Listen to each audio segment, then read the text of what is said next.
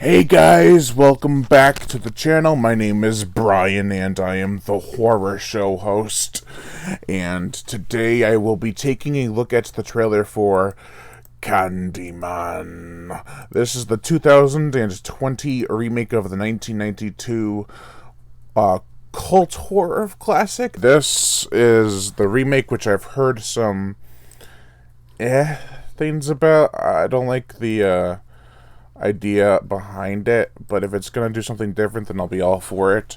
And apparently there is or there isn't any Tony Todd. So also there might be Candy Woman, so I'm trying to figure out what this movie's actually about. But the only way for me to do that is to watch the dang trailer. So let's go to Mofo full screen, and here we go now. Candyman.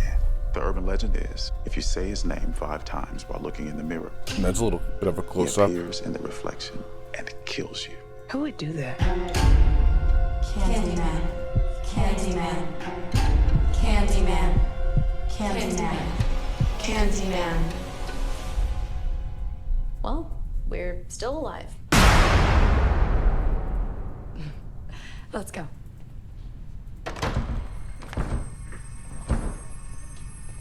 Trina, you broke the door.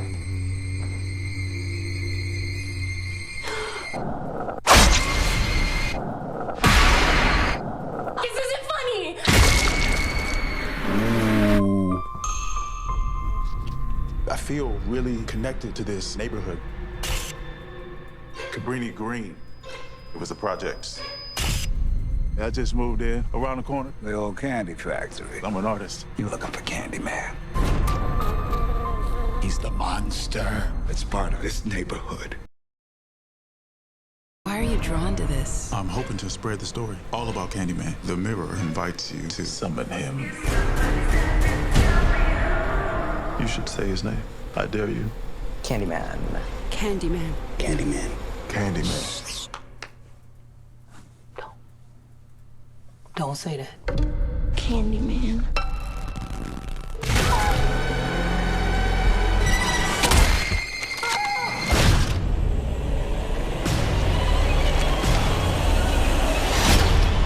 I think I made a mistake.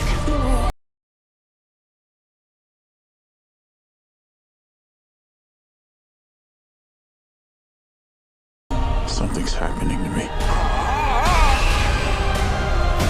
He had a purpose for you to be another one of his terrible stories. I guess he found me. I am the writing on the wall, the sweet smell of blood.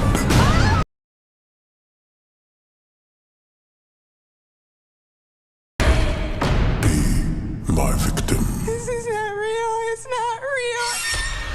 Candyman.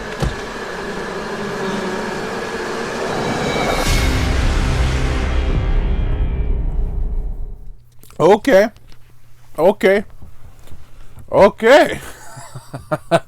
That doesn't look too bad. It has a lot more of a modern flair. Of course, it's a modern movie, but I like that they went back and added some of the music from the original movie. That is so cool. It doesn't look like it's going to follow the story that I was told, which was like, this guy moves into this house with his friends and he gets killed by police brutality, and he comes back to kill those cops because he was a black guy and the white cops, and I was like, screw that. This looks totally different than that, and I'm so excited to check this out. It's really actually pretty cool. I'm not a big fan of Jordan Peele, really not at all, but I think if he handles this right, it'll be okay. The one part of the trailer that got me kind of annoyed was, I'm not saying that it's like well, it probably was intentional. All the girls looking in the mirror were white, and this one black girl comes in like, let's go. And and then they all get killed.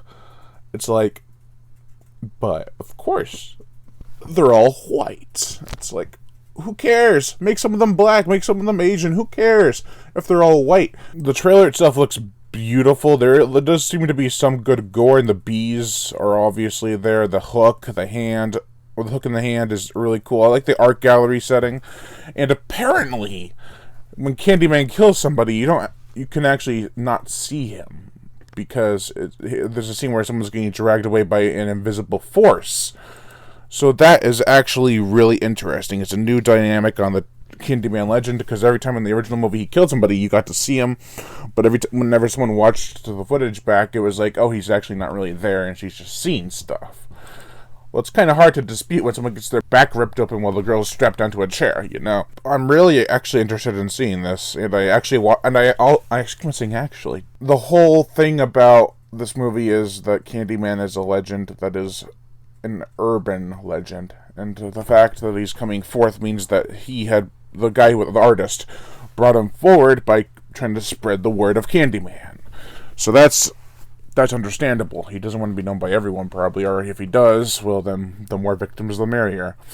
Be my victim. I saw the original Candyman for probably the third time recently, and it was really good. I watched it a couple times when I was younger, so seeing it again was a nice refresher.